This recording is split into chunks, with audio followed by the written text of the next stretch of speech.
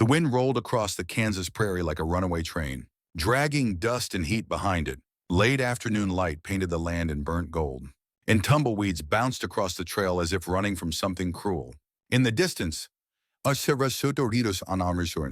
silhouettes of cattle faded into the haze, and a hawk circled above a wind-beaten cottonwood tree, its cry a lonely echo in the expanse. It was late August, 1895, and the town of Dry Hollow shimmered beneath the sun like a fever dream. Faded storefronts stood stubborn against time, their signs swinging on rusted chains.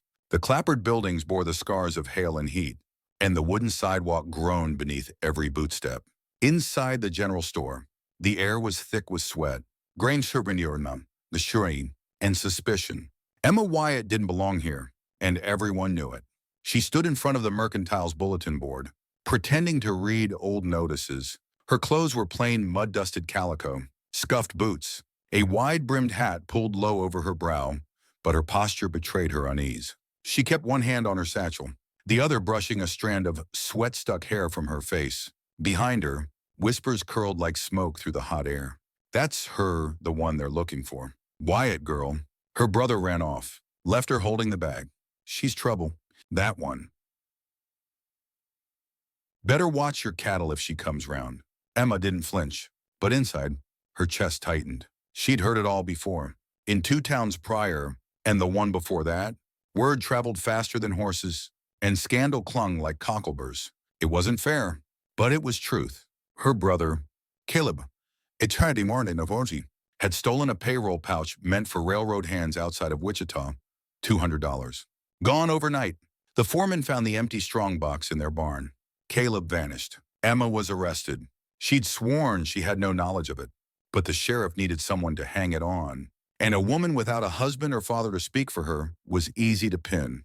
By the grace of Judge Halbrook and Emma's reputation for quiet integrity, she was released on probation. But the damage was done. Folks believed what they wanted.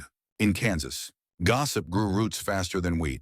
Her stomach growled, loud enough to make her shift in place. She hadn't eaten since the crust of bread yesterday morning. She couldn't afford anything inside the cafe, and no one in town was keen on offering work.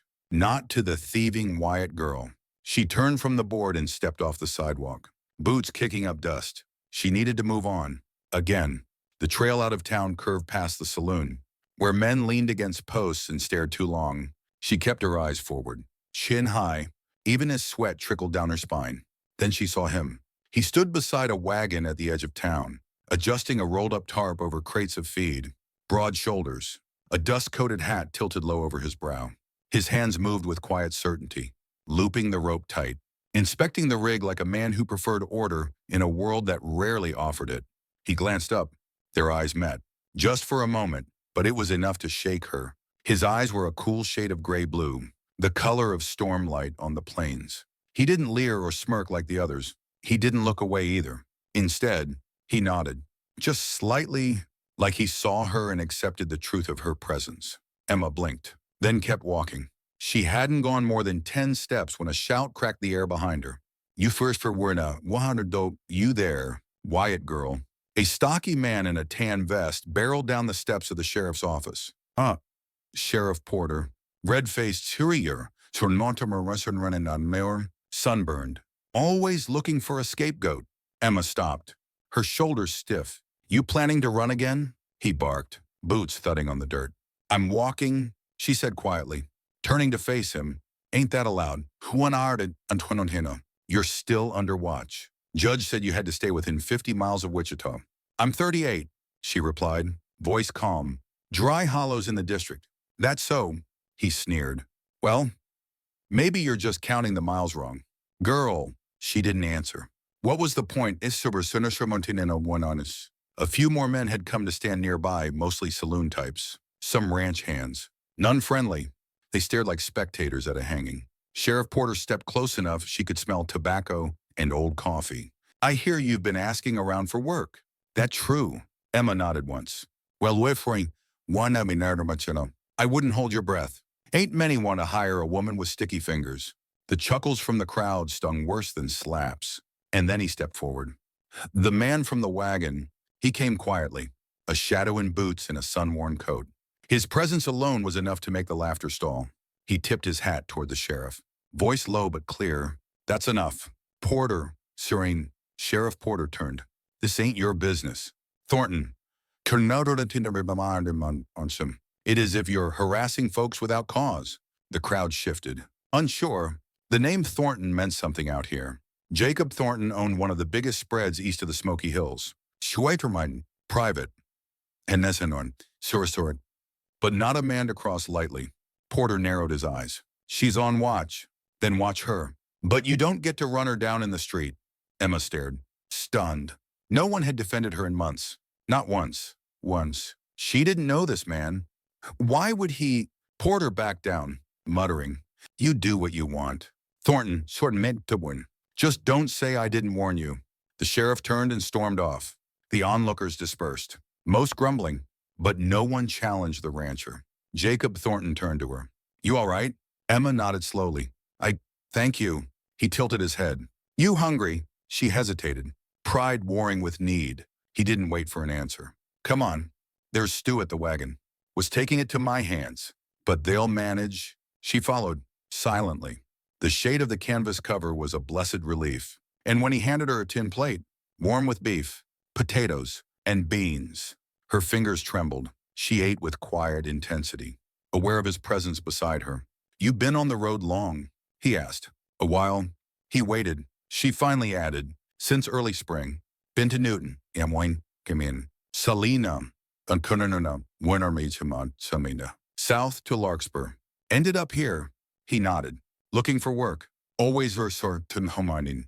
He watched her a moment, then said, You know how to cook? Yes, Isorni. Clean. Irfonosanimon, Maswinanamason. Yes. Shoo. Wait a one. She paused, then looked him in the eye. If I have to. He gave a faint smile. I could use help on the ranch. Not charity. Real work. You'd have your own room. Meals. Small wage. I'm sure to cook and someone to keep the place standing. Emma set the plate down. Why me? Because you need a place, and I don't listen to gossip. She studied him. The man was calm, steady, not kind in a soft way, but in a way that seemed fairies to her. That mattered more. And if I say no, he shrugged, then I'll take you back into town. No questions asked. She stared at the distant hills, the wind bending tall grass into waves. Canary. I'll come, she said finally. He nodded and helped her into the wagon. The seat was worn, the reins smooth in his hands. As they rode toward the horizon, the town of Dry Hollow faded behind her. Emma Wyatt didn't know if Jacob Thornton was a fool or something rarer, a man who saw beyond scars and scandal. But either way, she wasn't alone anymore, and that for now was enough. The wheels of Jacob Thornton's wagon creaked as they rolled beyond the outskirts of Dry Hollow, past open plains that stretched like parchment under a blazing sun. Emma Wyatt sat stiff-backed on the wooden bench beside him, her satchel clutched in her lap as if someone might snatch it from her yet. The leather was cracked and the clasp rusted, but it held the only thing she owned, 2 changes of clothes. Her mother's silver thimble and a small book of psalms with her brother's name still scribbled on the inside cover. She hadn't spoken since they left town. Jacob didn't push her. The man had the silence of a seasoned frontiersman, not uncomfortable, just deliberate. The kind of silence that came from spending too many years with nothing but wind, Iwaran, cattle, and hard land for company, but his presence beside her wasn't cold. Oh, well. It was something else entirely. Solid, grounded, a man who didn't rattle easy. Emma stole a glance at him out of the corner of her eye. Broad chest under a worn canvas duster, jaw rough with a few days' stubble, hands darkened by sun and work, gripping the reins with quiet command. He didn't speak much, but when he did, it landed like truth. It unsettled her. No man had helped her since the trial, not without expecting something in return, not without leering, or mocking, or waiting to see if she'd stumble again. But Jacob hadn't asked for anything, hadn't pried. He'd simply offered food, shelter, and work, like it was the most natural thing in the world. That kind of decency was more dangerous than cruelty, because it made her want to believe. Storm'll hit by morning, he said at last, eyes scanning the horizon. Skies too heavy for August. She followed his gaze. The far-off clouds were dark and building like stacked anvils in the west. Lightning flickered beyond the low ridge lines. Silent for now. The prairie could go dry for weeks, then drown in a single night. "How far to your place?" she asked. 10 miles out. 2 if we cut across Shell Creek." "You trust the crossing?" He gave a half smile. "Not usually. But I've seen you walk. You won't last another 5 in those boots." Emma glanced down at her feet. The leather was worn near through at the toes. She hadn't realized how badly they hurt until he said it. They reached the creek an hour later. Just as the wind picked up, the water ran low, shallow enough to cross, though the current tugged at the wagon wheels. Jacob guided the horses with a low whistle, and they climbed the far bank with little trouble. The trail beyond was rutted but passable, weaving through cottonwoods and tall grass gone yellow with heat. Then the house came into view. It was a simple structure, 2 stories. Wood frame, roof pitched against weather, a long front porch, a narrow barn behind it, and fenced pastures stretched beyond like pieces of a quilt. Smoke rose from a chimney, and Emma caught the shape of a dog trotting out to meet them, tail wagging, barking once before falling silent. "This is it," Jacob said. "Thornridge." Emma exhaled slowly. The place wasn't grand, but it stood firm and clean, with flowers blooming beneath the front window and clothes drying on a line. It smelled like cedar, horses, and coming rain. It smelled like home. The dog, a brown mutt with intelligent eyes, bounded up as they stopped. Jacob reached down and ruffled its ears. "Name's Dusty," he said. "Don't let the bark fool you. He's all heart." Emma stepped down, her knees aching from the ride. Dusty sniffed her hand, then licked her fingers like she already belonged. A woman stepped out onto the porch. She was older. Late 50s perhaps, with iron gray hair pulled into a knot and sleeves rolled up to the elbow. Her face was sun-creased but kind, eyes sharp behind wire spectacles. "This her, the woman asked Jacob. He nodded. "Emma Wyatt. She'll be helping with the house and kitchen." "Emma, this is Mabel." "She's been with the ranch longer than me." Mabel crossed her arms, studying Emma like a horse at auction. Not unkind, just precise. "You cook?" "Yes. Messen fenono. Sure dirms. Clean. Our surety don't win your man. Yes, sorry you know." "You steal?" Emma blinked. "No, don't Messamum. Irhonawam." Mabel nodded once, satisfied. "Then you're better than the last girl. Come on in. I've got supper on the stove." Jacob moved to unhitch the horses as Mabel ushered Emma inside. The house smelled of sage, onion, and stew. The floors gleamed, and the walls bore cross-stitched quotes about grace and grit. A quilt draped the back of the parlor chair. Dishes clinked in the kitchen as Mabel stirred a pot and pointed toward the hallway. "Your room's up the stairs, second on the left. Small, but clean. We rise before sunup. Meals at 6 sharp. You'll have chores starting tomorrow." Emma nodded, feeling the weight of rules settle into her bones like familiar gravity. Rules were safe. Work was safe. Expectations she could handle. Later, after a supper of venison stew and cornbread, where Jacob said little and Mabel kept the conversation light, Emma climbed the stairs and opened the door to her room. It was small, just as Mabel said, a narrow bed, a washstand, a Bible on the night table, a single window that faced west, where the storm now brewed thick and black against the horizon. She shut the door and sat on the bed. For the first time in months, she felt still, not safe, not yet. But still, morning broke hard. Thunder woke her before dawn. The storm had rolled in just after midnight, drenching the plains with rain that pounded the roof and ran down the gutters in silver streams. The sky remained bruised and sullen, but the worst had passed. Emma rose, dressed quickly, and descended to the kitchen where Mabel handed her a towel and pointed to a basin full of potatoes. "Peel and slice. Then the eggs." By the time Jacob entered, shrugging off his rain-slick coat, the kitchen smelled of frying bacon and coffee. He greeted her with a nod, then turned to Mabel. "Creek's high, fence lines holding. Couple of calves wandered, but I brought them back."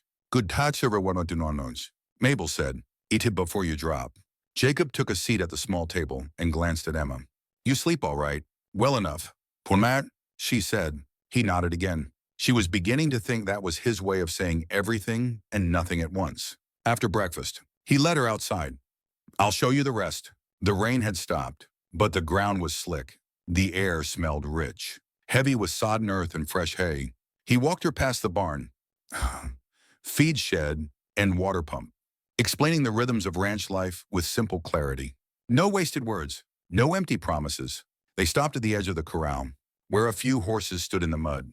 That one's Bramble, he said, pointing to a dark bay mare, stubborn as the day is long, but fast. You were you ride. Emma hesitated. I did. It's been a while. She'll remember if you do. She wasn't sure if it was a challenge or a kindness. Maybe both. He leaned against the fence. You've been on the run. She stiffened. I haven't broken the law. Didn't say you had. Then why bring it up? Because I figure it's hard to work for someone who won't speak plain. Emma looked away.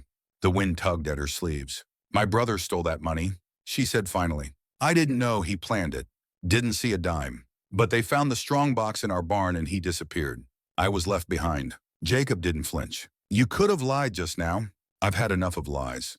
He nodded, slow and measured.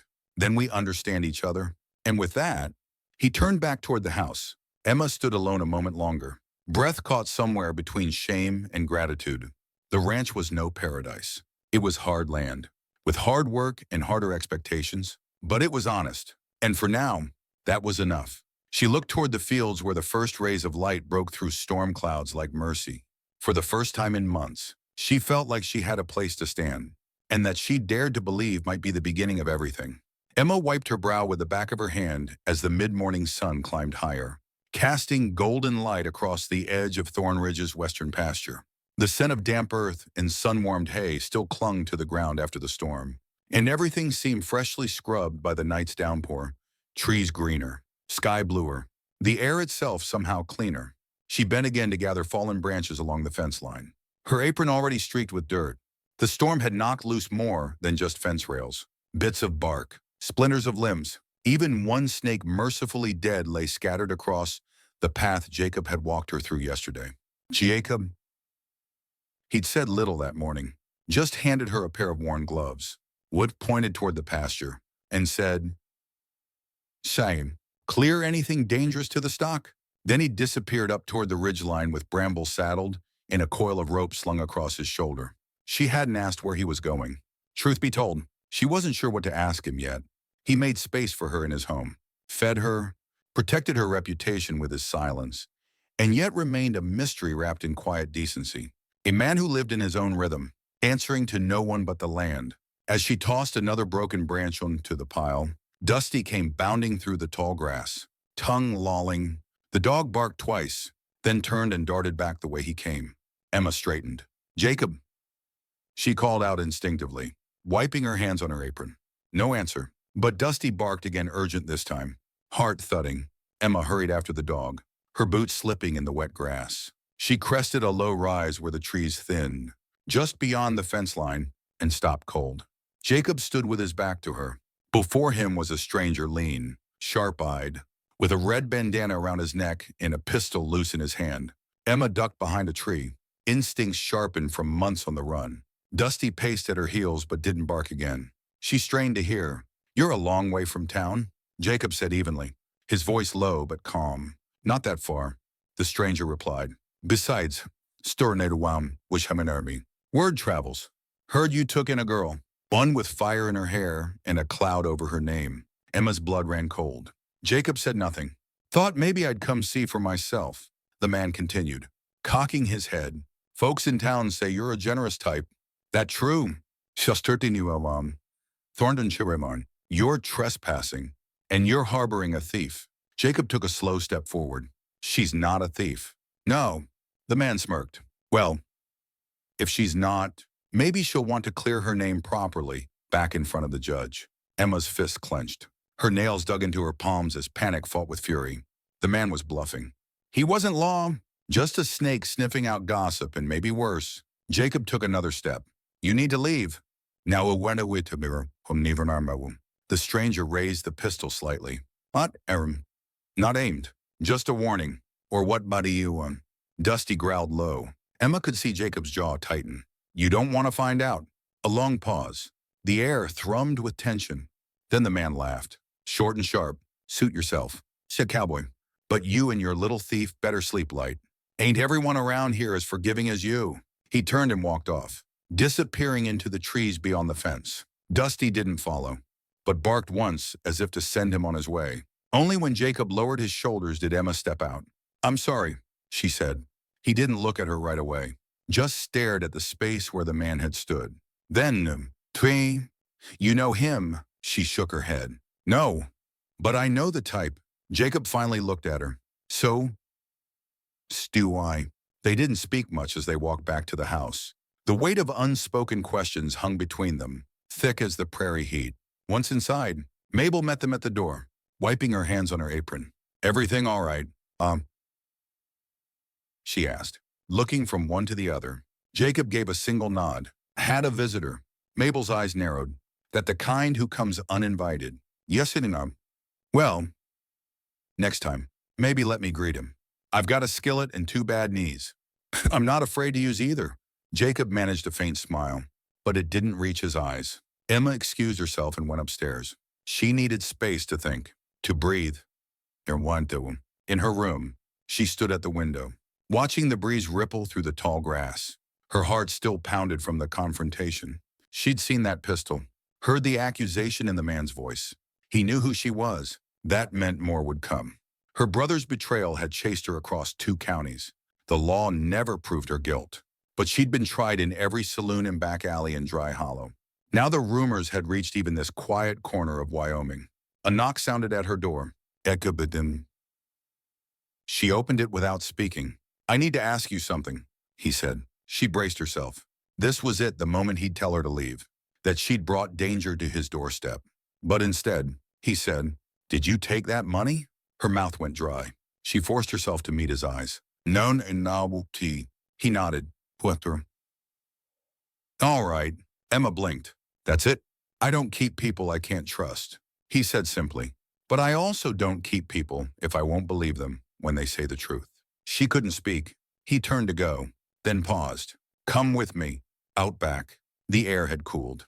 The storm's remnants chased north. He led her to the barn. Inside, the scent of hay and horses was thick, comforting. He pointed toward a stack of lumber in the corner. I was planning on building a smokehouse, he said, but I could use a hand. Emma looked at the boards, the nails, the tools. You want my help. I want you to have something solid to work on, something that stays built. No matter what people say. Her throat tightened. Jacob handed her a hammer, and they began. Miss Radhika Mersuin. They worked side by side for the rest of the afternoon. Emma's arms ached. Her palms blistered, but the pain grounded her. It felt real, like she was staking a claim in this world. Jacob said little, but when he did, his words were laced with gentle instruction, how to brace a beam, how to square an edge, how to check for level. She listened, absorbed it, and watched as something sturdy rose from the ground under their joined effort. At dusk, Mabel called them in for supper. They washed at the pump, and as they sat at the table, there was something easier in the air, a quiet rhythm, like a song finding its beat. Afterward, Jacob lingered on the porch as twilight deepened into full night. Emma joined him. The sky was a blanket of stars, the Milky Way stretching from one end of the horizon to the other like a promise too big for words. You ever think of leaving? She asked suddenly. He didn't answer right away. I did, he said finally. After my father died, I nearly sold the place. Too many ghosts. Too much work. Why didn't you? He was quiet for a moment. Then because someone has to stay. Has to make sure things grow again. Emma nodded slowly. I never had a place like that. Always rented.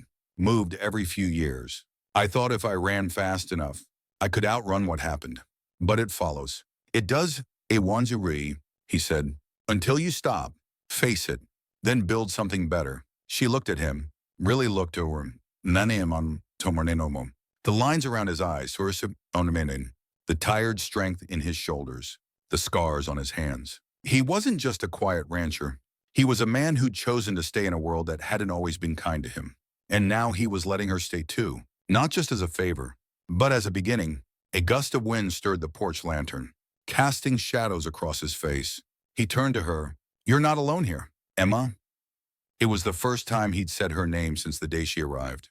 And in the stillness that followed, she realized something was shifting between them, slow, like the turning of a river, but certain as sunrise. She looked out at the pasture, where the half-built smokehouse stood outlined in moonlight. She had work to do, scars to mend, but for the first time in a long while, she didn't feel like she was surviving someone else's storm. She was building something of her own. The morning broke with a hush, like the world itself was holding its breath. Emma stood at the edge of the smokehouse they'd begun building, running her fingers along the smooth grain of a cedar plank. The wood still held the scent of forest rain, and under her palm, the timber was cool and solid. She didn't realize she'd begun to smile until she heard footsteps behind her. Jacob. He was rolling his sleeves up as he walked, his flannel shirt clinging slightly from the warmth of the rising sun. A hammer swung loosely in one hand, the other tucked into his belt. "I think it'll hold," Emma said, nodding to the structure. Sir." He gave the wall a knock with his knuckles, sturdy as a mule. "You did good." It wasn't a compliment tossed off lightly. Jacob spoke rarely, but when he did, his words mattered. "Feels good to build something," she murmured. Instead of running, he looked at her a long moment. "You don't have to run anymore." They shared a silence, the kind that sat easy between people beginning to trust each other. "After we finish," Jacob added, "I'll take you into town. You should have the right to walk through it." Emma's heart skipped. "You really think that's wise?" He gave her a half smile. "I didn't say wise. I said right." She let out a breath. "What if they talk? They will win. I mean, this or no." Emma swallowed. "Let them sucks," Jacob said. By noon, the sun was burning off the last of the morning haze. Mabel packed a small basket for them, leftover biscuits, dried peaches, a flask of coffee, and waved them off with a nod like she'd seen this moment coming long before they had. Emma sat beside Jacob in the wagon as he guided the horses down the trail leading toward Hollow Creek, the closest town with a post office, general store, and more importantly, news-thirsty tongues. The landscape rolled out around them, wide grasslands giving way to pockets of trees, a creek whispering below a ridge. She hadn't noticed how much she'd missed open space. The smell of pine, the sound of hawks overhead. "Last time I was in a town," she said, "I left with cuffs on my wrists." Jacob kept his eyes on the road. "You're not the same girl." No, she agreed. She was foolish and scared. "Are you still scared?" Emma looked over. "I think I'm more angry now than scared." He nodded. "Good. Anger can be sharpened into strength. Fear just eats your bones." They rode the next mile in companionable silence, until the first rooftops of Hollow Creek came into view. Jacob handed her a kerchief from the wagon seat. "To tie your hair back." She blinked. "Why?" "You always fix your hair when you're bracing yourself." Emma hesitated, then smiled, tying the loose red strands into a low knot.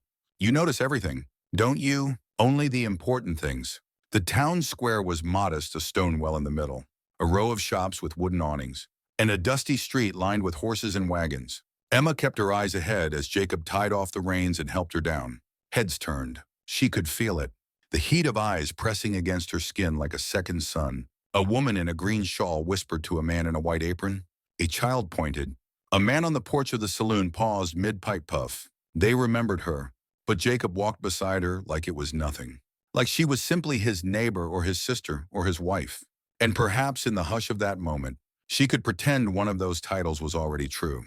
He led her into the general store, where old Mr. Hill behind the counter raised bushy brows. "Well now, if Reneturn, Jacob Thornton," the man said, folding his paper. "Ixhorn to wine up, Sean. Haven't seen you in weeks." "Been working," Jacob replied. "Mr. Hill's eyes flicked to Emma. "And this is Emma," Jacob said, not offering any explanation beyond her name. Mr. Hill hesitated only a beat before giving a polite nod. "Welcome." "Miss Emma." She murmured a thank you, her fingers stiff at her sides. As Jacob gathered supplies nails. "Oh, coffee beans." Emma wandered near the shelves of cloth and thread. A faded mirror hung behind a row of bonnets. She caught her reflection. Red hair, faint bruising under her left eye, a remnant of sleepless nights. but also something steadier, straighter shoulders, a firmer jaw, a face no longer running from itself. Didn't expect to see you back, came a voice behind her. Emma turned. Lena Darrow. They had once been friends, or as close to it as two shop girls might have been, each desperate to climb out of poverty. Lena had always had a hungry look, though the kind that reached for whatever could be taken. I heard you married a rancher, Lena said, be eyeing her. Or did you just shack up under a different name this time? Emma's stomach turned. I didn't come to fight. Ooh, Aaron, I'm not fighting, Lena replied. Just saying you've got nerve walking into town like the past didn't happen. I didn't steal anything, Emma said, her voice low and cold. Lena smirked. That's not what your brother said. Emma stiffened. You knew wine. For 40 a winner, Ivram. Lena's eyes glittered. He was in here 2 weeks ago. Told anyone who'd listen how you vanished after turning him in. He turned me in, Emma hissed. And you believed him? Lena shrugged. Didn't say I believed anyone. Just said I listened. Emma stepped closer. Then listen to this if he's coming for me. I'll be ready. Lena blinked at the sudden heat in her voice. Huh? You sound different. I am. Outside, Jacob had just finished loading the wagon when Emma stormed past him. He didn't ask. He didn't have to. By the time they reached the edge of town, Emma's hands were fists in her lap. Is it true? She asked, her voice shaking. Is my brother back? Jacob looked over. Wouldn't surprise me. Emma stared ahead. Then he's bringing trouble. Jacob's jaw tightened. Let him bring it. You're not alone anymore. Her eyes met his. Her nature Mason. Searching. You say that like it's simple. It is, he said. To me, that night, back at the ranch, Jacob didn't go to bed after supper. Instead, he sat on the porch whittling a length of wood into smooth curves. Emma joined him, wrapping a shawl around her shoulders. The stars were out again. The wind tugged gently at the edge of her hair. Jacobaban, say, she said softly. Sure. If this were different, if I were just a stranger passing through. You're not. She exhaled. Do you regret letting me stay? He looked at her. The knife paused in his hand. No. He said, I regret not knowing you sooner. The words hung between them like lightning waiting to strike. And when she laid her hand gently on his, he didn't pull away. The morning air was crisp, unusually so for late summer. A breeze carried the scent of pine and the whisper of something Emma hadn't felt in weeks dreaded. The kind that came from deep in the belly, coiled and ancient, as if her body knew before her mind did that something was about to change. She was standing at the pump, filling a bucket for the smokehouse's final sealant wash, when Dusty barked short, sharp, not playful, not startled. Quarter warning. Emma dropped the bucket, water splashing around her boots. From the rise beyond the barn came the distinct clop of hooves. A lone rider, broad-shouldered, slouched slightly in the saddle, hat tilted low. But even from a distance, Emma knew. Wesley, her brother, she froze, her hand curling around the pump handle as though it could anchor her to the ground. She hadn't seen him since the night he'd shoved the stolen money into her hands and told her to run. The night the sheriff found her passed out behind the boarding house, money in her satchel. Blood on her knuckles. Jacob emerged from the barn with a hammer in one hand and his hat in the other. He stopped when he saw the rider. His posture didn't change, but Emma could sense the shift in his silence. The way his grip around the hammer subtly tightened. Wesley pulled his horse to a stop a dozen yards from the porch. He swung down casually, like he was visiting an old friend. Well, he said, voice lazy and low. Ain't this quaint? Jacob stepped forward, placing himself between the rider and Emma. You're not welcome here. I didn't ask for your welcome. Wesley grinned, flashing the charm that had once fooled every girl in Dry Hollow and every creditor in Cheyenne. Just came to see my sister. Can't a man check on his kin? Emma stepped forward, heart hammering against her ribs. You lost the right to call me kin the day you ruined my life. Wesley tilted his head. Mock hurt. Now one sorry fiquantum. That ain't fair. I did what I had to. Things got tight. You know how it is. You framed me, she snapped. You left me to rot. He raised both hands. I never said you had to take the fall. But you did dare him on pidu decoration on us. Maybe that says more about you than me. Jacob moved then slow, but with purpose. He stopped just short of Wesley, close enough that Emma could see the tension in his shoulders. "You done talking?" Jacob asked. Wesley smirked. "Not yet." He turned his eyes back to Emma. "You look good. Ain't that in our 9 months? Healthy. Thorno, that rancher feeding you, right? Or just keeping you warm at night?" Jacob's fist shot forward. It landed with a crack against Wesley's jaw, sending him stumbling back into the dirt. Emma gasped. Dusty barked furiously. Wesley sat in the dust, blinking up with wide eyes. "Hell," he muttered, spitting blood. "Didn't expect that." Jacob loomed over him. "You come here again. I won't stop with one." Wesley got to his feet slowly, brushing off his coat, still smirking, though his mouth was red. "Hyrinanis," he said, "but you'll regret hiding her. You think the sheriff's forgotten. Think the banker has. The law don't care who built a smokehouse. They care about names. And hers is still poison." He mounted, tipped his hat mockingly at Emma, and rode off without another word. Emma stood motionless, fists clenched so tight her nails dug into her palms. Jacob walked past her, still vibrating with fury. "I'm sorry," she whispered, voice hoarse. "I didn't know he was this close." Jacob turned back. His face was unreadable. "I don't care about him," he said. "I care about you." They said little for the rest of the morning. Jacob returned to the barn. Emma went back to scrubbing the inside of the smokehouse, though her hands trembled as she worked. At noon, Mabel brought her a sandwich and sat beside her under the oak tree near the house. "Man like that," Mabel said, "don't show up without a reason." "I know. You think he wants money or trouble." Emma looked at the barn where Jacob worked in rhythmic hammer strokes. "Both were awesome. You could leave her name. Divorce yours home." Emma's breath caught. "What he does on your room? You could run," Mabel said gently. "You've done it before. Might even be safer." Emma shook her head, slow and certain. "I'm tired of running." Mabel smiled.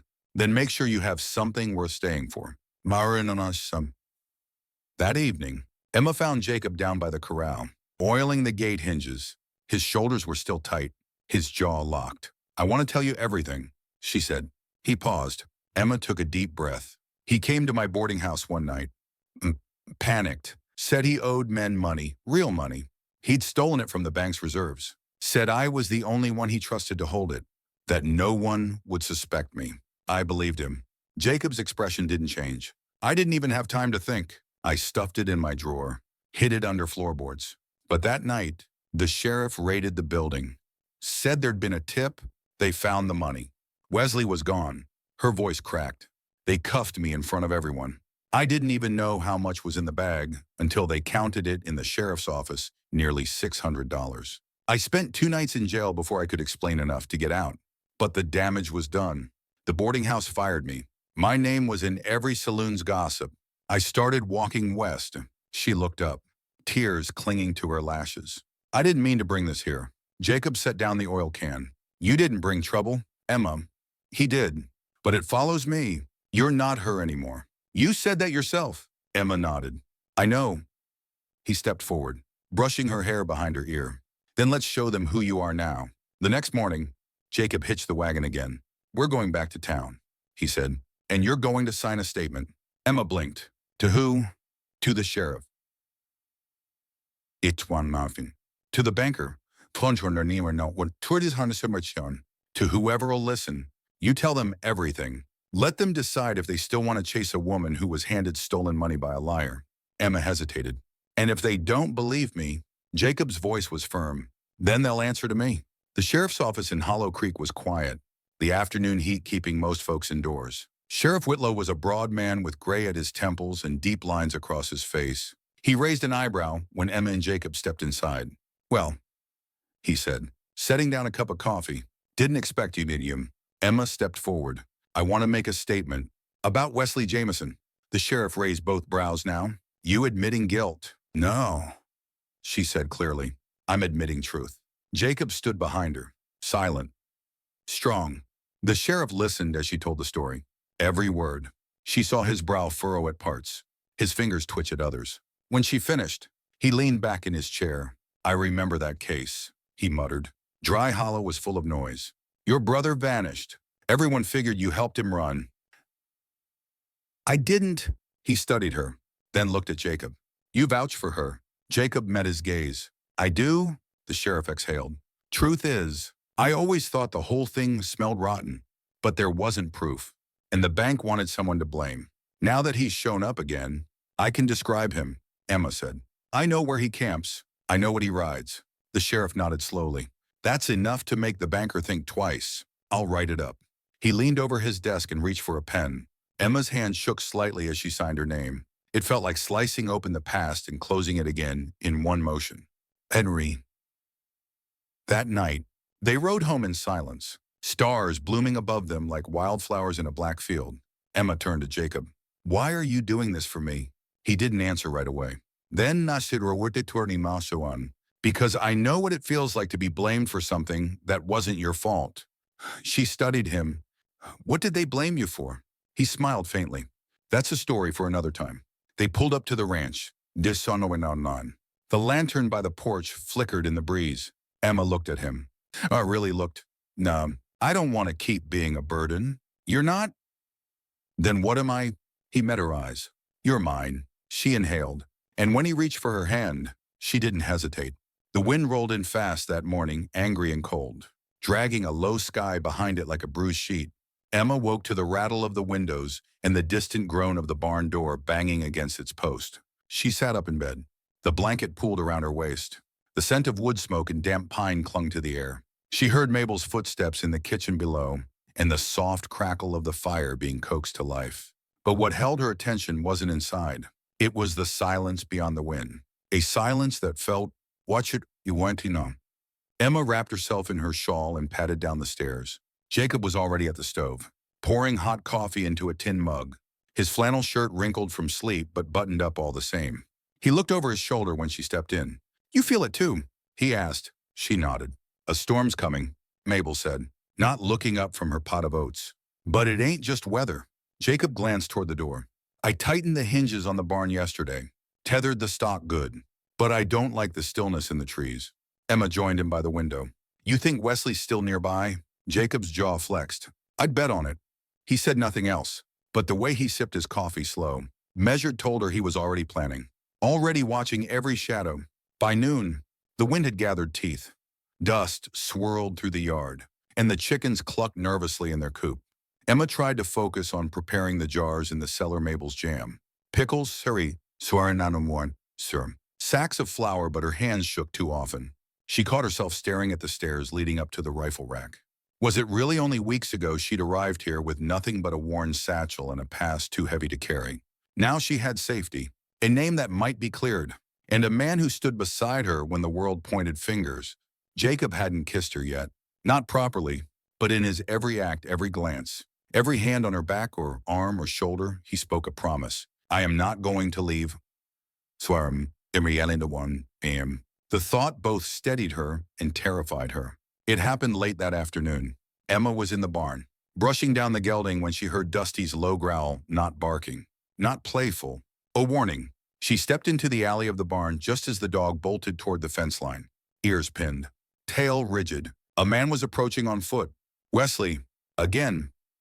Only this time, he wasn't smirking. He looked worn down, his coat flapping in the wind, a rifle slung across his back and a revolver low on his hip.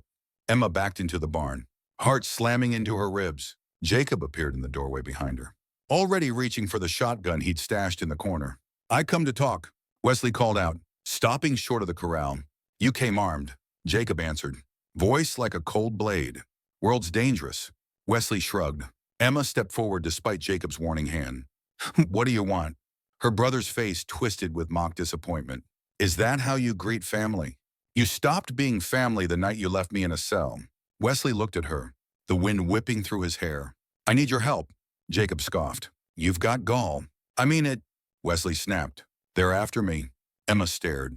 The men I stole from, he muttered. Real bad folk. I thought I could outsmart them. But they caught wind I was in Hollow Creek. Now they want the money I don't got anymore. Or they want my blood. Then what does that have to do with me? Emma demanded. They think I gave it to you, he said. They're coming tonight. The words hit like a hammer. Jacob tensed, already moving to close the barn doors. How many? He asked. 3 de Montenot. Wesley said. One's named Briggs. Tall, bald, Shoots before he speaks. Other two ain't better. Jacob cursed under his breath. You brought this to us, he asked, stepping close. Fury barely reigned. I didn't mean to, Wesley said. Emma's the only one who ever stuck by me. I figured. No. Emma cut him off. Don't pretend this is about loyalty. You're here because you need a shield. But I won't be one anymore. Wesley's shoulders slumped. I don't want to die, he whispered. Jacob turned to Emma. We don't have time to send him packing. They'll be here before nightfall. What do we do? She asked. I couldn't know. He looked at her. We defend what's ours. As the sun began to dip, painting the sky in bruised purples and burnt orange, it feed the fun in him. They prepared. Jacob checked every rifle, loaded every chamber. Emma helped Mabel barricade the windows with planks. Wesley stayed near the porch, watching the horizon, muttering to himself. Emma lit every lantern in the house, trying not to let her hands tremble. Jacob met her at the base of the stairs. He cupped her cheek in a rare moment of softness. This ain't the life I wanted for you, he murmured. I'd rather fight beside you, she said, than run with anyone else. He kissed her then, fiercely, fully, Spexenhafsona. The world narrowed to the taste of his mouth and the warmth of his hands on her waist. She held him like he was the last sure thing in the world. When they parted, there was no room left for fear, only fire. The first shot rang out just after twilight. The window beside the kitchen shattered inward, scattering glass across the table. Mabel ducked behind the cupboard. Jacob fired through the front door, the blast echoing through the walls. Get to the back, he yelled. Emma grabbed Wesley by the arm, dragging him toward the pantry. She shoved him behind a crate and pulled her small pistol from the drawer. Briggs came through the side exactly as Jacob had predicted. Emma saw him, broad, with eyes like cold river stones. He raised his rifle toward the hallway, and Emma fired. The shot hit his shoulder. He spun, cursing, dropping his weapon. Jacob tackled him from the back door, the two men crashing into the table. Wood splintered. Dust filled the air. Another man appeared, lunging toward the fight. Emma didn't think. She fired again. Blood bloomed on his side. He dropped with a scream. Mabel reappeared with Jacob's old revolver, firing blindly at the third figure outside. The battle lasted no more than 3 minutes, but when the smoke cleared and silence returned, it felt like hours had passed. Jacob stood over Briggs, breathing hard, fists bloodied. The two other men lay groaning, wounded but alive.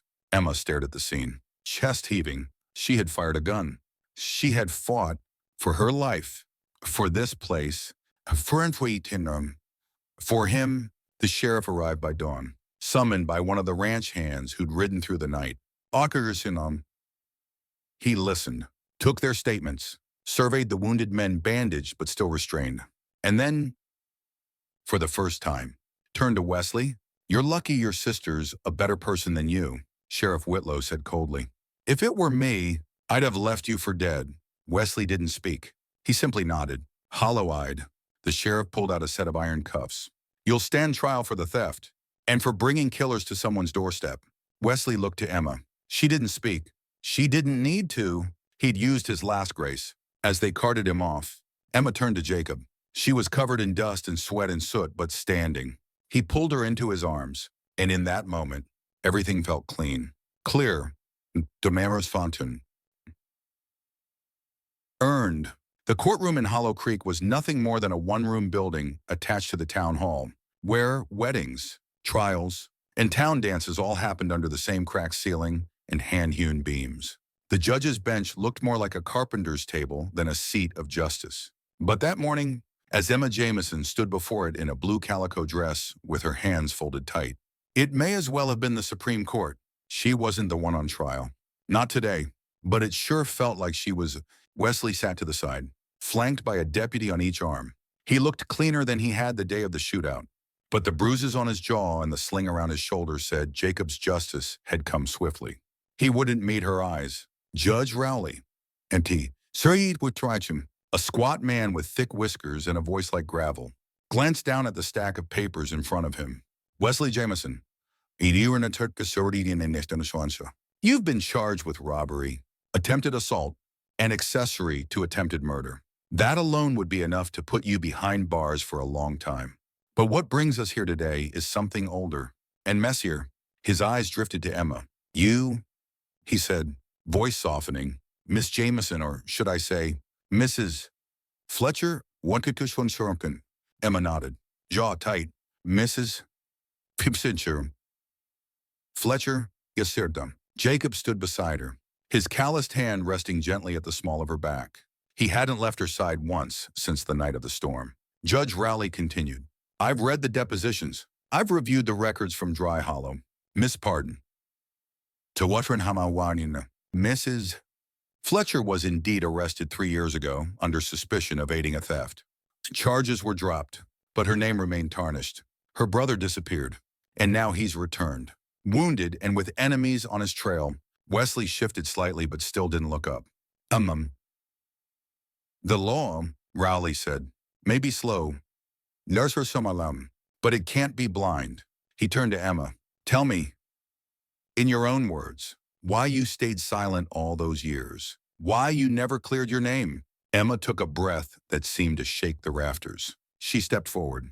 Because I thought it wouldn't matter, she said, voice steady. Because I believed no one would believe me over him. Because once a woman is accused, even without proof, it sticks to her like tar. I lost my job, my home, and no one would give me a second glance except to whisper. She looked down for a moment, then up again, voice rising. But I didn't steal that money. I never saw it until the moment he pushed it into my hands. And when the law came knocking, he was already gone. The courtroom was quiet as the wind outside. I stayed silent. She said, because I didn't have the strength, but I do now. Jacob watched her with quiet pride. His arms crossed over his chest. She wasn't the woman he met at the edge of the property that summer. This Emma stood taller, spoke louder, carried herself with the fire of someone who had survived and refused to be small again. The judge looked over his spectacles. Well then, Esirthirsi, he said, voice deepening. Let it be known in Hollow Creek and anywhere else Emma Fletcher had no part in the robbery of 1878. Her name is to be cleared, all records amended. A pause. And Wesley Jameson will be transported to the Fort Elms prison by week's end. Wesley flinched. Then, Neowar discerned Kimmy, for the first time, lifted his eyes to his sister. There was no fire in his gaze. Only shame. She nodded once. There were nisses of the city serving Ampin. Goodbye.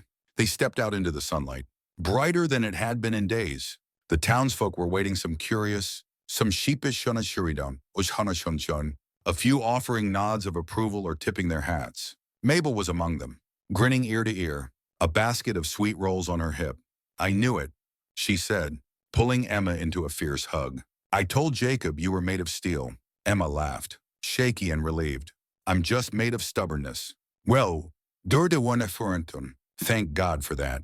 Jacob took her hand, and they started walking toward the wagon. The town stretched around them, buildings she'd once passed with her head bowed. Faces that had whispered her name like it was a curse. Now her newer Sarano would have won on and on and on. They watched her with something else. Respect. She didn't need their approval, but she was glad to have her truth known. As they reached the wagon, Jacob turned to her, brushing a thumb over her cheek. You all right? She nodded. Better than I've been in years. You look strong in there. She smiled, felt it too. He leaned closer. I want to give you something. From his coat pocket, he pulled out a folded document, the ink still fresh. Emma unfolded it, eyes scanning. It was a deed. To the ranch, she breathed. He nodded. Your name's on it, not just mine. Her eyes filled. Jacob, you earned it. You work harder than most men I've known, and you fought to keep it safe. This place is yours as much as mine. Even into shortu. She pressed the paper to her chest. I don't know what to say. Say you'll stay. That you'll stop thinking you're just passing through. Emma looked out at the open land, the hills beyond, the fence she had painted with her own hands, the animals she fed each morning. I'm not going anywhere, she whispered. Back at the ranch, the world returned to its rhythm. Emma worked the fields, canned peaches, stitched a new tablecloth for the kitchen. The rifle was cleaned and stored in the attic. Wesley's name came up less and less. In its place, new things bloomed small and sacred. One afternoon, Jacob returned from town with a surprise, a pair of bluebonnet seedlings. For the west fence, Yaschurna Sirwern Cesare Unzern, he said. I thought you'd like to plant something that blooms wild. She grinned and took the pot, holding it like a treasure. I'll plant it tomorrow. Defernanurnum, she said, near the gate. That night, as they sat on the porch watching the stars appear one by one, Jacob rested a hand on her thigh. I've been thinking, he said quietly. Emma leaned against him. There's a wedding social next month. Out by Jasper Ridge. I hear they play real music. Bring a fiddle and everything. Are you asking me to go? He chuckled. I'm asking you to let me call you my wife proper.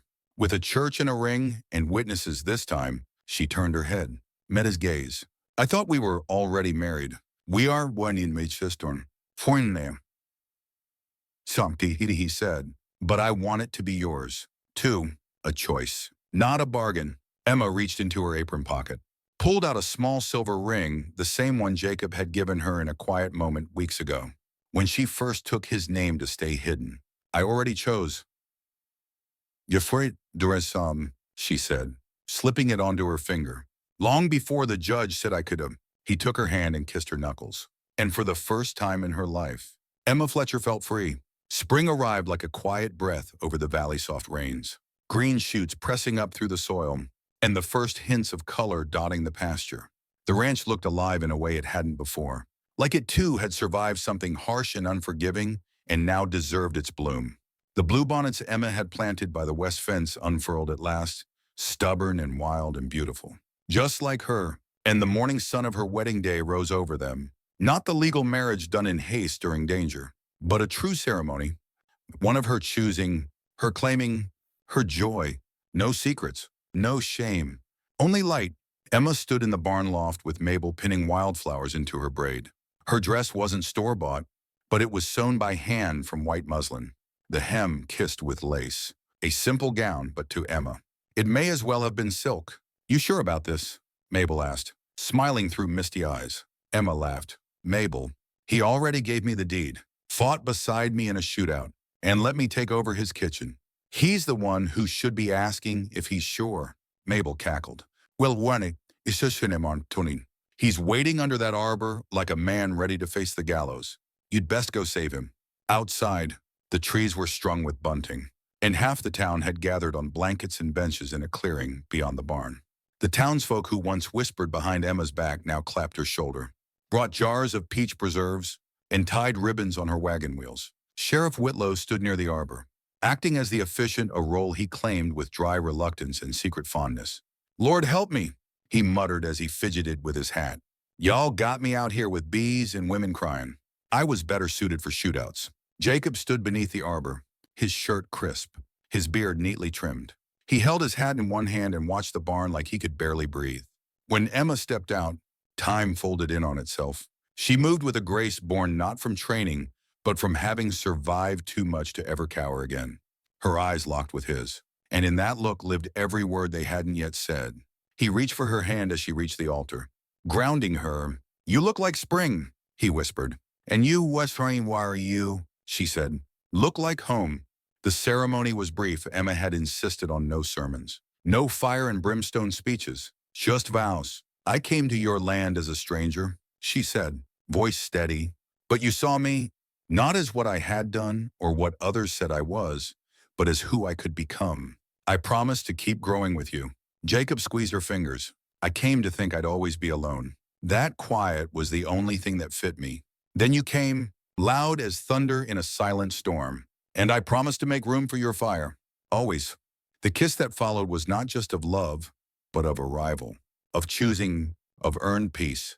The crowd erupted in cheers. Mabel wiped her eyes. About damn time. The party rolled long into the afternoon. There was fiddle music, boot stomping, unsuri, roasted pork, and laughter that shook the barn walls. Children ran between fence posts, tossing wildflower crowns and pretending to be outlaws. Emma danced until her feet ached. She laughed with women she'd once feared, broke bread with men who now nodded to her like she'd always belonged. As the sun dipped below the ridge and turned the valley gold, Jacob pulled her aside to the west fence. They stood there quietly, watching the blue bonnet sway in the breeze. You remember when you first got here? He asked. I remember thinking you looked like a man who'd forgotten how to talk. He smiled. You were right. She looked up at him. And now, now I don't have enough words to say what I feel. Try anyway. He took her hands. rough and warm and sure, I love you. Emma Fletcher. Not because you survived, but because you never stopped seeing beauty, even when you were covered in dust. Because you see me, she leaned her forehead to his. Then let's build a life where nothing has to be hidden. Not pain, not joy, not truth. He nodded. I'd give you that and more. That night, after the guests had gone and the lanterns had burned low, Jacob carried her across the threshold of their home. Their true home, not a safe house or a favor, a place they had both built. He laid her gently on the quilt she'd stitched by lamplight all winter, every square bearing a memory: his old flannel shirt, her mother's apron, a piece of curtain from the first room she'd rented on her own. They undressed slowly, reverently, Maui, not with urgency, but with gratitude. And when he lay beside her, skin to skin, he held her like the most fragile, powerful thing he had ever known. Tell me again, she whispered as dawn began to push at the edges of the window. He kissed her brow. You're safe. And you're mine. Weeks passed. Then months. Nama ninmukin. The ranch flourished. Tusarbunur anizumanet fun. The cattle multiplied. Emma grew a garden of herbs and vegetables behind the barn. Jacob built her a small greenhouse. Even though he grumbled about fancy things, Mabel took to calling her Miss Boss, and the name stuck. One autumn morning, as golden leaves fell from the cottonwoods, Emma found herself breathless near the hen house. The nausea passed quickly, but the suspicion lingered. A week later, Doc Halder confirmed it. She sat on the porch, clutching her belly in wonder. Jacob came up the steps, his boots thudding softly. You okay? She nodded slowly. I think we're gonna need a cradle. His eyes widened, then filled. He dropped to one knee before her. Emma, he whispered, are you sure? She took his hand and pressed it to her stomach. As sure as I've ever been. He let out a long, shaking breath and then rested his head against her belly, laughing softly. I don't know if I'm ready, he murmured. You've been ready since the moment you let me stay. They named the baby Ruth, born in spring, just like their second wedding day. She had Emma's eyes and Jacob's quiet smile. And one day, as she toddled toward the blue bonnets near the west fence, Emma watched her daughter pause and reach for one blossom with a wide-eyed grin. A wildflower child, born from sorrow and forged in joy.